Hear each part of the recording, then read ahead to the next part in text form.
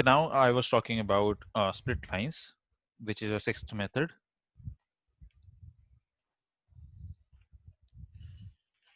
We can convert it into Markdown.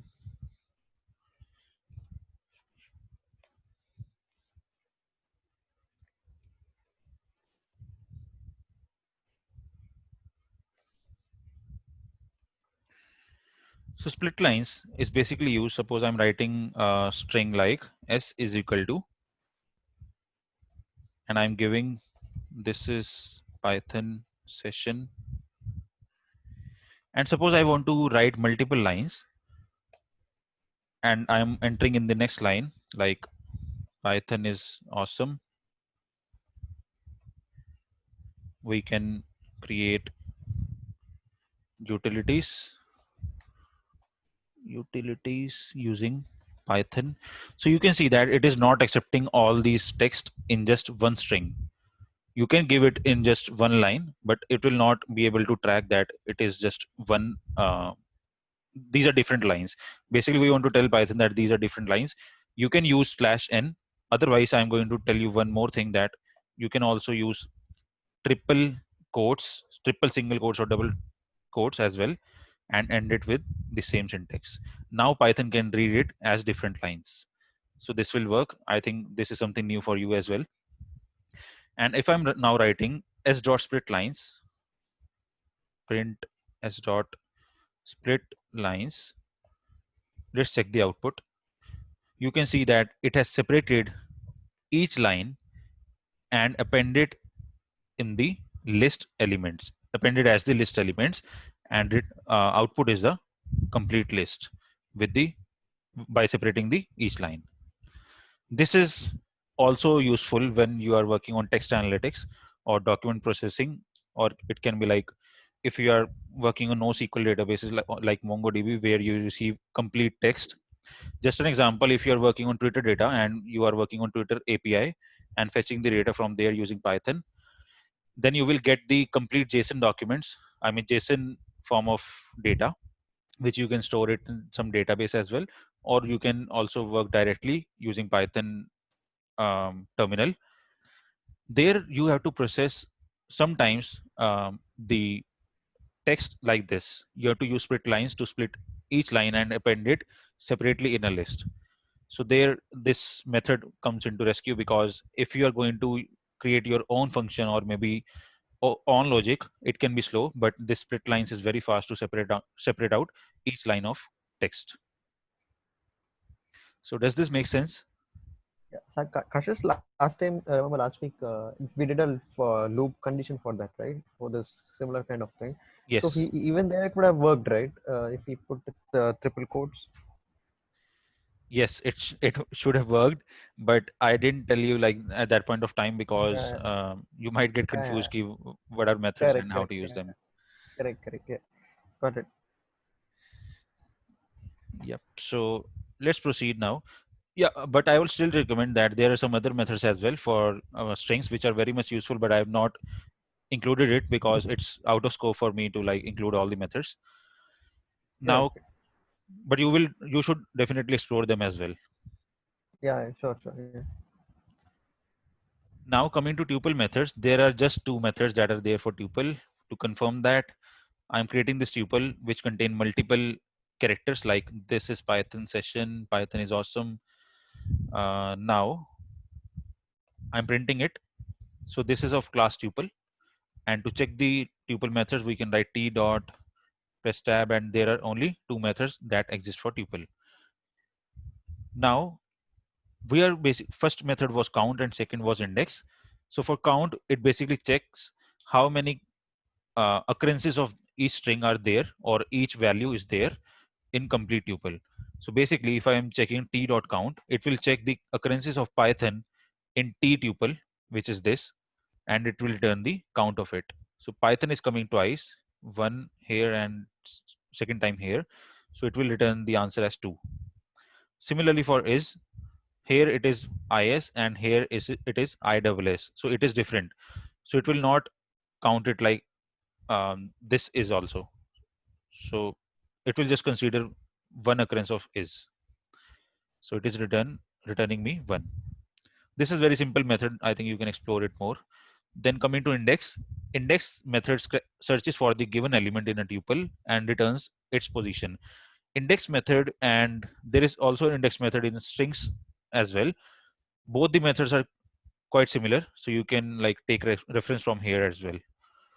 It returns first occurrence of the element in the tuple. Index starts from 0 and ends at n minus 1, where n is the length of tuple.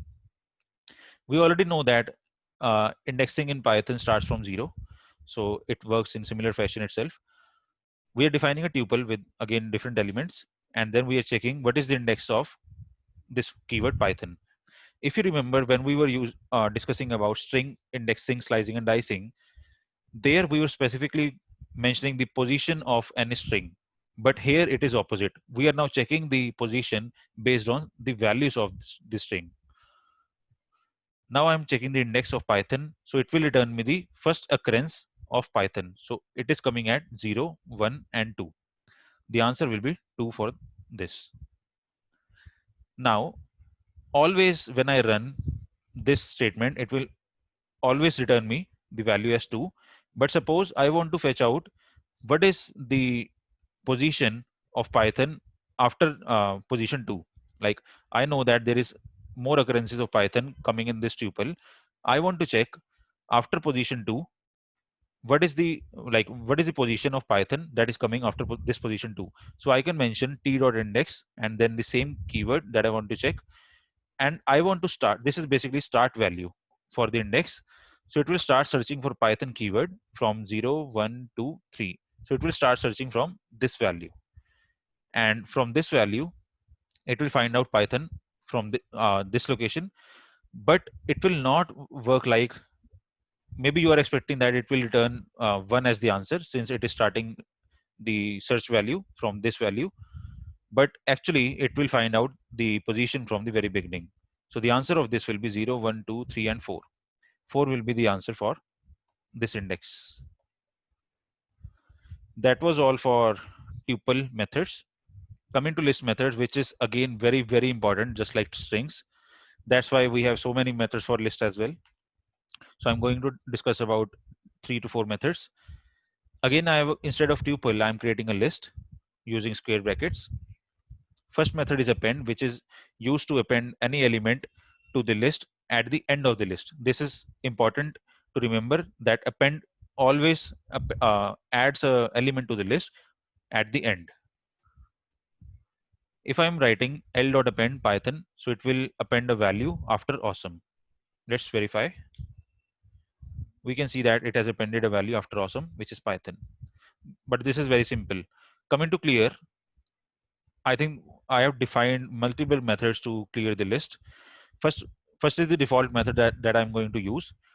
Clear method is basically to remove the elements of the list completely. If I'm writing l.clear, it will make the list empty. And you can see we are just getting the square brackets and no elements in it. There are some other methods as well, which someone can ask you. So like during doing text analytics, we remove the stop words. Like certain words we remove from the text, like prepositions, you can say. So Right? something similar to that. This right? The stop words thing is works. Which one? To remove the stop words from like doing tech while we do text analytics. No, no. So that is different. So here we are just making all like whole complete list as empty. It will not Mm. like remove stop words or any specific words. It will, it doesn't matter what all keywords or what all words are there in the list, it will just make the list empty. But there I think you're referencing to the stop words while doing the text analytics. So there I think if you're using NLTK library or any other library, Yeah, yeah, by default some stop words are already mentioned yeah. in I get that it. I get it. library. I get it. Yeah. So the thing, what I was asking, suppose now this is a Python session. Python is awesome. So suppose now I can write something like which will exclude Python from the list, and it will show everything else. Yes, yes. So there is method which is pop and Mhm. remove. So you can use Mm. list methods, pop and remove, to remove specific words from the list by running a loop on it.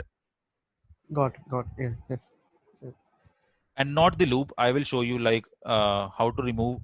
Suppose I want to remove Python, which is coming 3 times here, you can just, I think, run one method, and this will remove all these words at once. I can test it right now after explaining all these Yes. methods.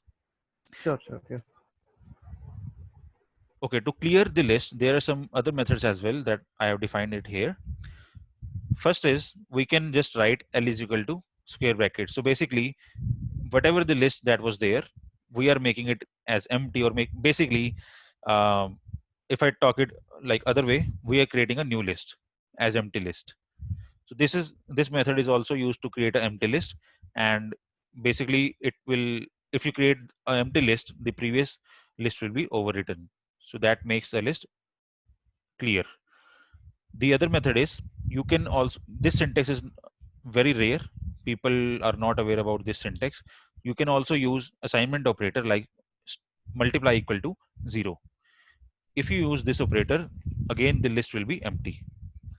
And the last method is, you can write tell, which is used for delete, and then space, and then write L and give a colon inside the, to tell that we want to remove the complete list. And by running this, you can see, first of all, I'm defining this list, then it is getting empty, and all these methods. I think these are multiple methods that you can remember, because just to like showcase your knowledge to someone, if you tell them that you know multiple methods for one operation, then that becomes added advantage for you. In the last one, delete Uh-huh. L, Right.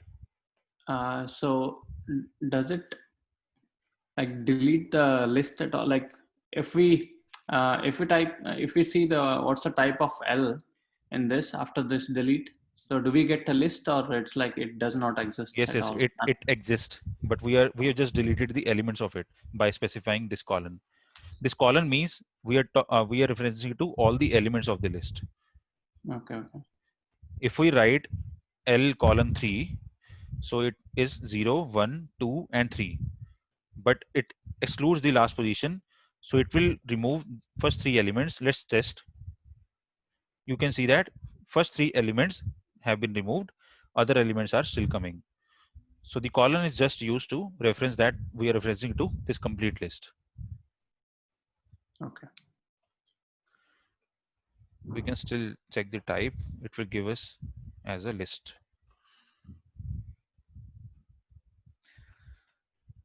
Okay, coming to the next method, which is copy. Copy method is used to return a shallow copy of a list. There are two types of copy in Python. One is shallow copy and one is deep copy. I have not discussed about deep copy as of now. It will be discussed in later session, because we have to import something from some library to create a deep copy of it. But copy method here basically creates a shallow copy of it, and shallow copy means that any modification in the new list won't be affected to the original list.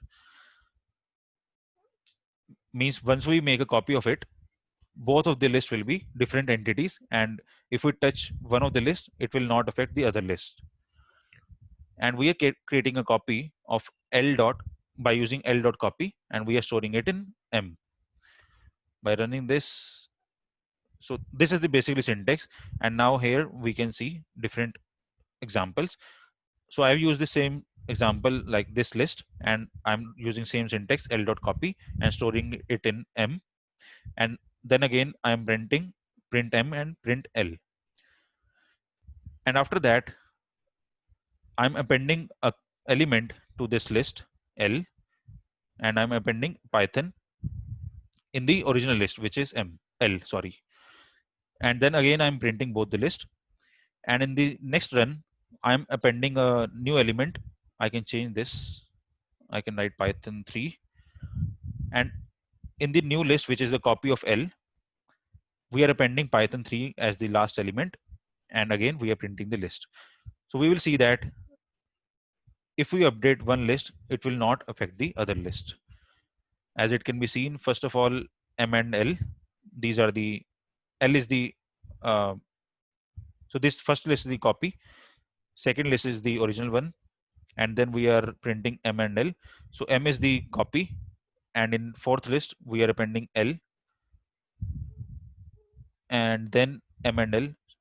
So in M we have appended Python 3 and L has this list, which is the fourth. I think this is confusing, but you can present it better later on, like writing something like this.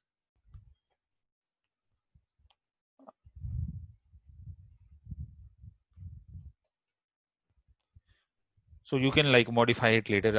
I just represented it like this only. Moving to, so this was all about list methods. There are only three methods that I've explained, but I wanted to show you one other thing.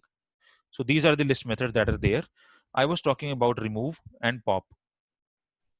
Coming to your question, Dheeraj. So if you want to take reference for any of the method, you can just put brackets and press Shift Tab. You can see that we are getting some help for this specific method. You can check what all parameter it takes and for what purpose we can use this specific method. So it is saying that remove first occurrence of value. And let's check about pop. Pop basically removes the last element from the list. We can still check. Remove and return item at index. Default is last. If we specify an index for this method, then it will remove that. Otherwise, it will remove the element from the last, like end of the list. So coming to your question, Dheeraj, we can use remove in this case. And let's suppose this is the list that I'm using. So L is equal to this, and I'm writing L dot remove. But yes, it just remove the first occurrence of the element. So I'm going to remove Python.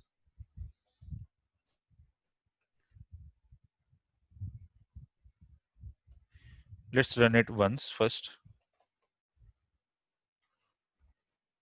And I can keep it in some different cell.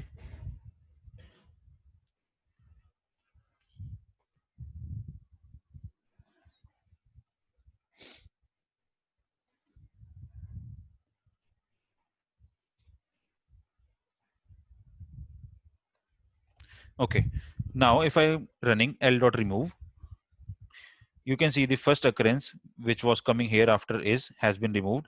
If I'm going to run it again, Python is again removed. Again, the last Python is also removed. So some kind of functionality must be there, like when you are removing stop words from NLTK in the backend. Yes, yes, I got understood. So we Yep. can do here, if we put the loop, put a loop function or something, then we can still achieve the same thing. I mean, we can do Yes, all the yes. Pythons, right? What you can do, first of all, just if you want to make your own code, first of all, you can check what is the count, L dot count of Python. So this is how you can get the count, like how many occurrences of Python is there for each word. And then you can run a loop by taking a range from 0 to 3, and then it will remove, or rather I can do it very quickly. So for I in range 0 to 3 colon, then I can write L dot remove Python, and here also I can directly use L dot count Python. Instead of 3, Mhm. I can use this. So now Mhm. this should work. And finally, if I print in the next cell, if I'm printing L, so yes, we are not getting Python anywhere. Correct, got it. Awesome, awesome. Thank you so much. Yeah, no problem. Okay, now coming to set methods. I'm creating a set using curly braces, just like list and tuple. And again, the keywords are again same. Running this, that is done. First method of set is add. Before that, let me check how many methods are there for set.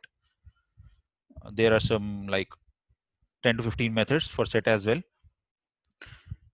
And the difference, can anyone tell me the difference between set and list?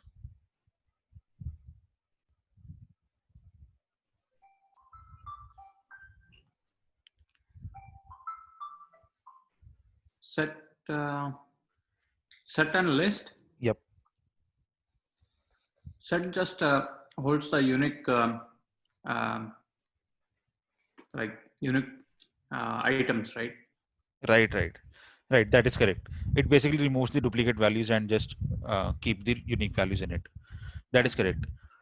So we have already seen like there are like 10 to 15 methods for set. So the first method is add. Add methods adds a given element to a set if the element is not present in the set. So if the element is already present, of course it do not accept duplicate values. So even if you try to add, it will not add in the actual set. If I'm adding s dot add, Python is really awesome and printing s. So you can see it has added this element at this place. Then second method is clear. This is very similar to the list. The clear method removes all the elements from the set. By running this and printing s, you are getting the blank set. And finally, you can also use print here. You will get, okay, we are getting the same output as empty set. Then another method is intersection. So intersection basically checks the common elements between two sets. Intersection method return a new set with elements that are common to all sets. Okay, so the first set is the same elements that we have taken for list and tuple. Second method contains Python and awesome, 2 words. And then we are running s dot intersection. So what we are checking, s dot, which is the first set, intersection s1. So the common elements between s and s1 will be returned as the output. Okay, so I have not run this. Now we are getting the common elements. Similarly, we can also store the output of this into a new set, which is represented as new here, and then printing it, you can see that it has returned the value of new as a set. Okay, so coming to the last type of methods, which is dictionary. This is again important because as I told you that string, list and dictionary methods are very, very important. You should you should try to work on all the methods that are there for each class. So dictionary methods, to work on dictionary methods, first of all, creating a dictionary by using key value pairs. I hope you remember what is dictionary. This is a combination of key value pairs. So name is a key, test user is a value. Similarly, age is a key and 20 is a value. And then printing it and checking its type.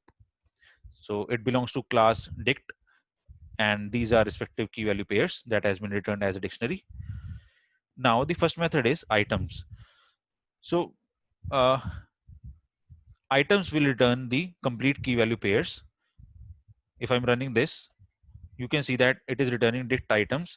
First item is this and second item is this. If you would have multiple items in the dictionary, they will be separated by a comma. And then if you want to extract all the keys from a dictionary like name and age, then you would use d.keys. I mean dictionary.keys, and it will return the keys itself. And now it is returning the output as dict underscore keys and then like some odd syntax. But if you just want to print specific key names which are their name and age, you can run it in a loop like for I in d.keys print I. So it will return name and age. Similarly for values for name is test user and age is 20. You can run d.values, which will return again dict values like this. But again, if I use it under a loop, it will return me the values like one by one. So this is all about methods, but I covered it in a very short span of time. But yes, you should spend some more time on it to explore the other methods that are remaining. Any questions on this topic or any specific problem that you are thinking of that you can solve? Yeah, all good, all clear. Okay. Alrighty then. So let's meet tomorrow to discuss another topic. Yeah. Sure. Yeah. Yeah. Thank you, Kashish. Sure. Thanks, Krish. Thanks everyone. Bye. Good night. Bye.